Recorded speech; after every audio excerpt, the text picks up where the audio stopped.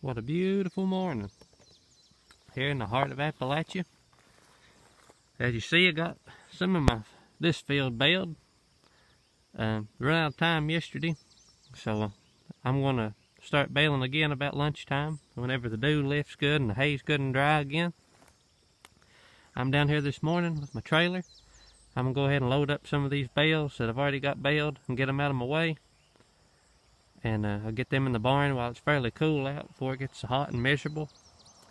I think I baled about 56 bale yesterday evening, and I just baled the light stuff. I've got over on this far side here, that's the thickest, and there'll be quite a few bales over there. And then right up the road, about half a mile less, probably less, I've got 2 other little fields cut, and I got to rake it and get it finished baled. And we'll be done here today. I don't think it'll take me all day if I don't have no breakdowns. But it's a beautiful, beautiful morning here. Right on the river bank. Right on the edge of the mighty Tug River. There's West Virginia on the other side. But so far, all my equipment's worked good. Knock on wood, I ain't had no breakdowns. And really doing a good job. I'll show you, when I get all this in the barn, I'll show you what I got and how many bales I got. Alrighty, we got our baler hooked up.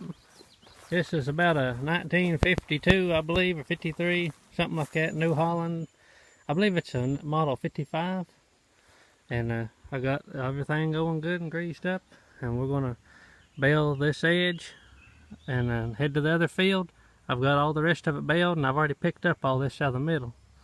I picked up 68 bales, and I don't know how many I got here, probably 50 or so more there. So it's been doing real good. I got, if you ever bale with these New Holland balers, mine's fairly easy to string. Run them strings through them eyelets, and they have to go underneath this undercarriage and then through your needles. But they have to go under that. They can't go through the holes there. And it's been making nice bales. I got them set where, they ain't too tight, because I don't want no 500-pound bales that I can't handle. I like them fairly loose, that way me and my grandpa can handle them. And I almost had it too loose right there. That's how you adjust how tight your bales are. You crank up these springs, when it shoves the hay out, this bale puts pressure on it, and that what makes them tighter. And another trick I learned: do not over grease your knotters. I need to clean these good when I get it home. But one time we over greased everything, and it wouldn't knot a lick. And I just put a little bit of grease in them, enough to, keep them from wearing out. And it works really good like that. I'm going to clean off some of this hay off away from my chains. I try to keep it clear from debris if I can. I mean, you don't want nothing getting snagged nowhere that you don't have to. So here we go. I'm going to fire it up and see if we can't punch out some bales.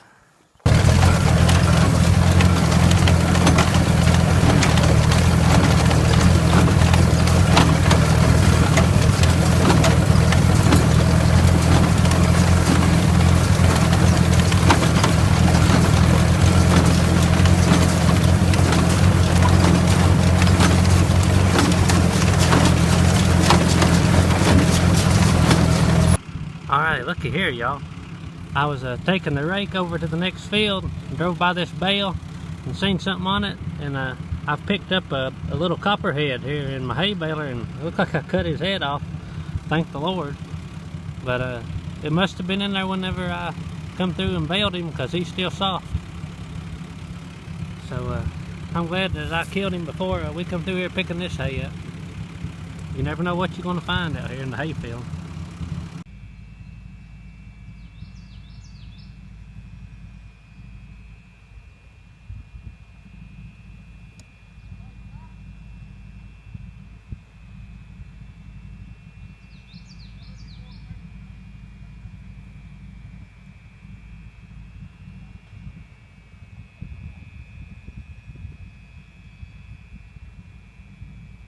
Alrighty, so what happened?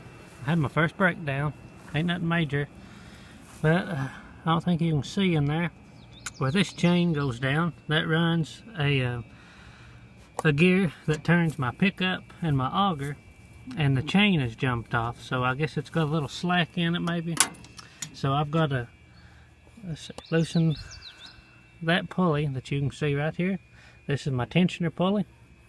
I've got to loosen it up, get some slack in my chain, put that chain back on, tighten it up, and we should be back to baling. So when you bale hay, I recommend you carry every tool in your shop and a metal detector, and you will need 90% of it.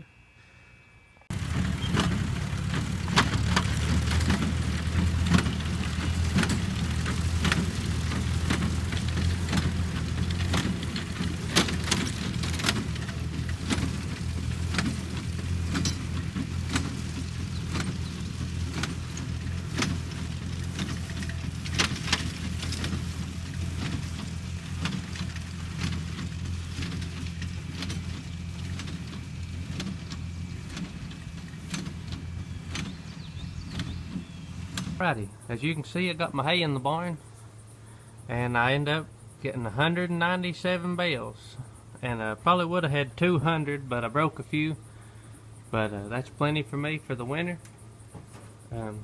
Hopefully I'll get one more cutting, depends on the weather, but if we don't, well, this will put our stock through the winter. And I think everything went really well. I didn't have any major breakdowns, and nothing bad happened. Had beautiful weather for it, so we're very happy.